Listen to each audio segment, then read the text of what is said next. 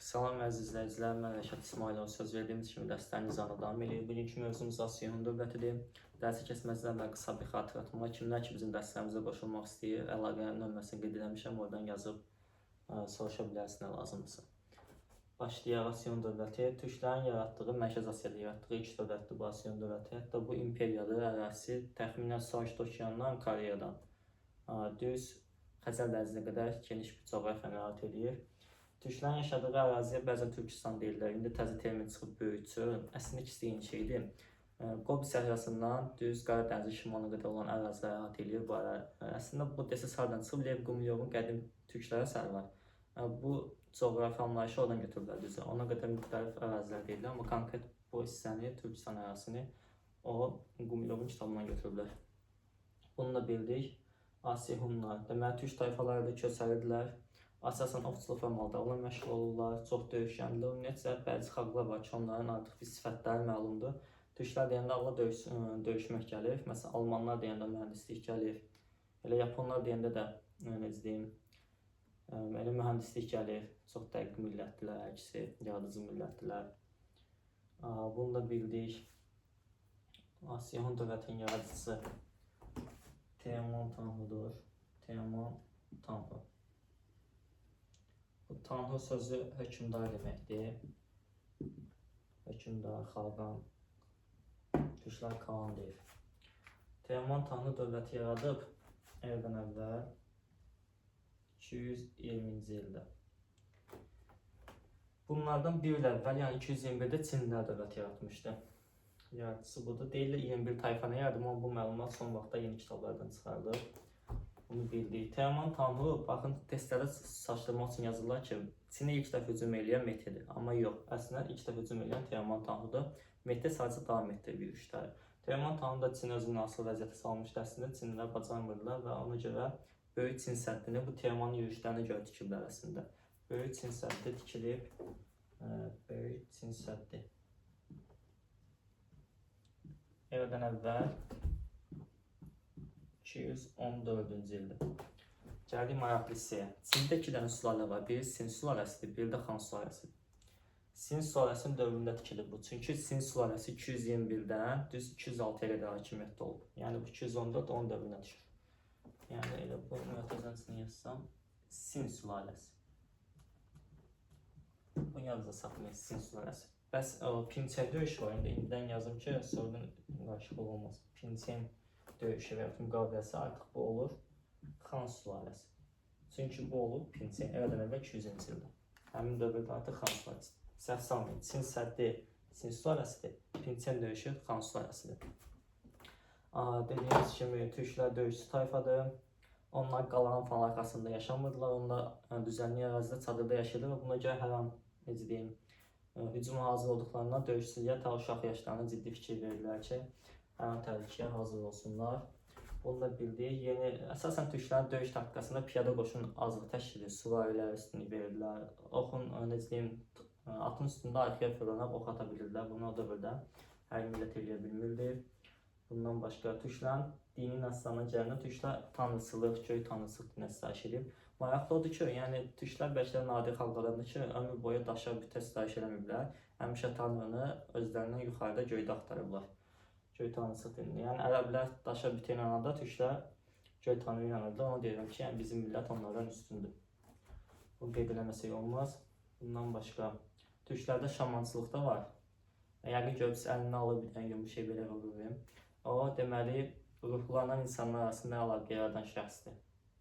Yəni, İslam dinində bir cür molla kimi başa düşün, kahin kimi. Bunu da bildik. Burada başqa maraqlı nəsə qaldı.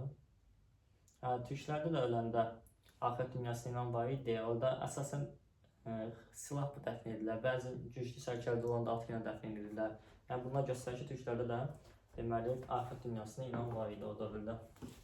Teoman Tanhunu bildik. Bu indi Mehdi xanla bağlı hikayə var, bilirsiniz də yəni ki, atası öldürmək istəyir, yoldaşın sözünə fikir verir. Sonra ancaq Mehdi onu öldürmək istəyəndən qurtulur və geri gəlir. Və əvəzinin ki çıxır, öz atasını öldürür. Yəni Mehdi atası Teomanı öldürür. Bu öldürmə hikayəsi də çox qəribədir. Qısa şəkildə deyim, deməli oxu at tutur atasının üstünə və əsgərləri o oxa göstərici soy atmalı idi və atasını oxdan öldürürlər. Bunu bildik. Asiyan dövlətinin əsas bizim hökmdarımız Metetanlıdır. Bunun haqqında maraqlı məlumatlar deyim. Dünyada ən qədim nizami ordu Türk ordusudur. Nə vaxt qurulub? Eradan əvvəl 209-cu ildə iyul ayında. İyul ayı neçəsində yadından çıxıb. İyul ayında bunu bildik və onun için qurub Metetanlı. Yəni dünyada ilk dəfə nizami ordunu quran budur. İlk dəfə 10-luq sistemi quran budur. Bu dəqiqə 10-luq sistem NATO-da istifadə olunur. Bilirsiniz, 10 nəfərimizdən Manka, sonra Tabor, Alay, bütün sistemin əslində başlanğıcını qoyan Metetanlıdır. Fit çalan oxlar, istəsəniz YouTube-da yaza bilərsiniz, videosu çıxa bilər. Fit çalan oxlar yazın gələcək. Elə bir oxda hava ilə təmas yerində qorxunc bir səs çıxır və düşmən əsgərlər qorxmağa başlayır. Bu da maraqlı bir məlumat. Ondan sonra Mərkəzi Asiyada 26 dənə tayfanı tabe eləmişdir. Monqol tayfalarını, Tibet tayfalarını tabe eləmişdir. Metetanlı dövründə ölkə ərazisi daha da genişlənmişdir. Dediyim kimi Çin səddidə türklərin qamanı dayanmadı və türklər Çin səddindən keçib Çinə tez yürüşlər edirdilər və bu döyüşlərdən biri məşhur Pinçen döyüşü. Bayaq qeyd edirdim, Suvalıya gəlin daha ətraflı danışım. Pinçen döyüşü. Eradan əvvəl 200-cü il. Eradan əvvəl 200-cü il. Pinçen döyüşündə türklər necə qalib gəldi? Biz Çinlərin sayı daha o dövrdə indi günümüzdə də çox olub ordu baxımından da, əhali baxımından da. Günümüzdə ikinci ölkədə, birinci Hindistan'da 1 milyon əhalisi var. O dövrdə də belə idi. Türklərin bəzi mənbələrdə 20 min, bəzilərində 50 min. Buna axtarsanız 100 mindən oyuna keçməz. Amma Çindən oldusa, dövrdə 200 min, 300 min olaraq göstərilir. Hərdən baxsan, özündən aşağısı 2-3 dəfə böyük bir ordudan söhbət gedir. Bu ordu necə məğlub elədi? Turan taktikası ilə. Turan taktikasını bir də şəkilini izah etməyə çalışırlar. Turan taktikası. Deməli, ordu 3 dənə istiqamətdə bölünür. Sol cinah, sağ cinah, mərkəz.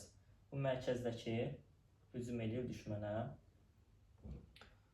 Sonra düşmən də buna hücum eləyir və bunlar döyüşün ortasında 15-20 dəqiqə döyüşən kimi qayıdırlar arxaya.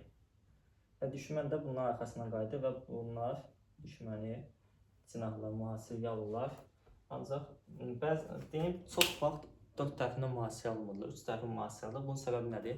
4 tərəfin mühasirə alan düşmən sağ qalmaq üçün son damla qanına qədər döyüşür, belə deyim.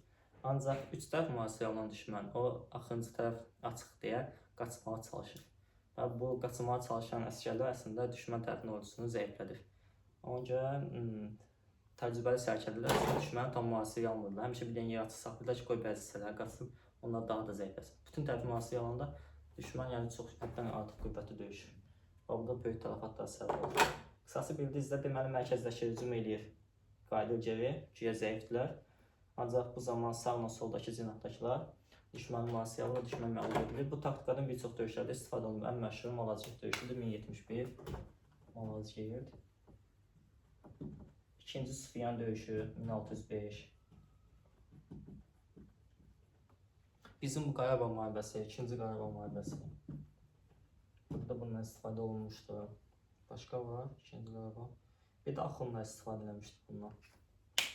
Ən əsaslar bunlardır. İkinci Qarabağ, Malazgirt, Sufyan. Bunun yazılan saxlama döyüşünün necə olduğunu da bildiniz. Gələk Pinçen döyüşünü hələ bitirməmişik. Pinçen döyüşündə də türklər yenə Turan taktikasından Çin ordusu mühasirə aldılar və imperator məcbur olub. Pinçen müqaviləsi imzaladı. Pinçen müqaviləsi nə deyilirdi? İpək yolla nəzarət keçir türklərin əlinə. İpək yolu İstəyədən və 2-ci əsrdə salınır və çox böyük gəlir qaynağıdır. Bunu da bildik. İpək yolu keçir türklərin əlinə Şimali Çin. Baxın, Şimali Çin, cənubu yox. Testlərdə çaşdırırlar. Şimali Çin keçir yenə türklərin əlində və Çin asılı olur, böyük xərac ödəyir.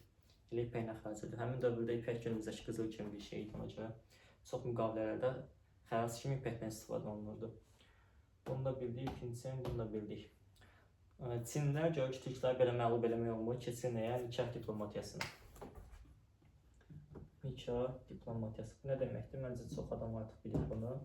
Çinlilər öz qızlarını verirdilər Hun şahzadələrinə və bu qızlar sonra onları parçalamaya başladı və nəticədə Eradan əvvəl 58-ci ildə Böyük Hun imperiyası ikiyə parçalandı. Anası Çinli olan Hun şahzadəsi Hun dövlətini Çinə tabe eləmək istədi. Bu zaman anası Türk olan Çisi Xaqan və ya Çisi Tanhu buna imkan vermədi və dövlət ikiyə parçalandı. alsaq. Daş bu Hundur, ikiyə parçalandı. Oldu qərbi Hun. Oldu şərqi Hun. Çində hardasa buralarda bir yerdir. Deməli, baxın, bu Çiçi Xaqan budur. Çiçi Xaqan. Bütün bu hadisələr baş verdi evdən əvvəl 58-ci ildə ikiyə parçalandı. Aha, şərqi Hun Çin asılına keçdi və 3-cü yüzillikdə, bizim eranın 3-cü yüzilliyində, baxın, 3-cü əsr bizim eran. Süqut elədi. 3-cü əsrdə. Ancaq bunlar daha tez süqut elədi. Çində hücum eləyəndən sonra bunlar biraz da sol tərəfə, qərbə çəkildilər. Issıq gölü, Tanrı dağı ətrafı bu zonalara, Ural dağına və s. Xaqan buraya qaçdı, Çində hücum elə davam etdi. Hətta İpək yolu üzərindəki bütün türk şəhərini qarət elədilər, türk şəhərlərini, Ötkəni qarət elədilər, paytaxt şəhəri qarət elədilər. Və nəhayət, əvvəldən əvvəl 36-cı ildə bizim Qərbi Hun dövlətdə süqut elədi. Baxın, 58-də yaranmışdı, dövlət ikiyə parçalanandan sonra 36-da süqut elədi. Bundan oxşar cəhətlərdə Qərbi Hun, Şərqi Hun ikisində Çin süquta uğradı. Qısası bildikcə Xaqan hansı tərəfə çəkilib, Issıq gölü Tanrı dağı ətrafına. Kesin bu hissədən sual düşmüşdü. 36-cı il, bunu da bildik. Burada maraqlı nəsə qaldı. Asiya Hunlarından. Çinlər bunları işğal edir və türklər sağa sola səpələndilər. Konkret desək, bu hissəni silim yoxsa qalsın. Tutaq ki, Hun dövləti buradadır. Hunlar. Bu dağılandan sonra Hunlar, yəni bu dövlət dağılandan sonra bir hissəsi getdi qərbdə, bir hissəsi düşdü cənuba və bir hissəsi də olduğu yerdə və biraz şərqə yayıldı. Bu qərbə gedənlər Qərbi Avropa Hun dövləti. Hun dövlətini yaratdılar, yəni Attila. Cənuba düşənlər oldu Axund dövləti.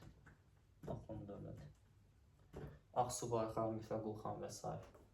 Və bu olduğu yerdə qalanlar və yaxud biraz şərqə köçənlər isə Göytürk dövlətini yaratdılar. Göytürklər. Bunların hökmdarı kimdir? Bumi Xaqan.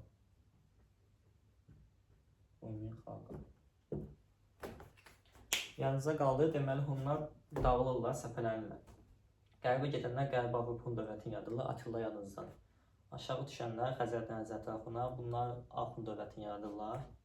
Və olduğu yerdə qalanlar və yaxud biraz şərqə köçənlər isə Göytürk dövlətini yaradırlar. Bumi Xaqan və Göytürk dərsinə növbətdə sizə izah edəcəyik. Birinci Göytürk dövlətinə gedir söhbət. Aha, bunu da bildik. Belə baxıram, Hun dövlətində başqa deyiləsi bir şey qalmadı. Ən əsas isə ən çox şahala çaşdıran bu Qərbi Hun, Şərqi Hun məsələsi idi. Onu da məncə tam ətraflı izah elədim. Bugünkü dərsimiz bu qədər. Çinlə Hindistan mövzusunu əslində heç izah eləməyə ehtiyac yoxdur, bax balaca mövzulardır və çox sadə dillə yazılıb. Amma Yunanistan dərsinin ciddi izahə ehtiyacı var, çalışacağım Yunanistan dərsini ətraflı şəkildə izah eləyim. Abunə olun, like eləyin, kommentariya bölməsində fikirlərinizi bölüşün, həm bizlə, həm də digər izləyicilərlə. Nəsə bir çatışmazlıq, əskiliyi varsa, onu da kommentariyada qeyd eləyərsiniz. Düzəldək, gəlində forması. Bu qədər, izlədiyiniz üçün təşəkkürlər.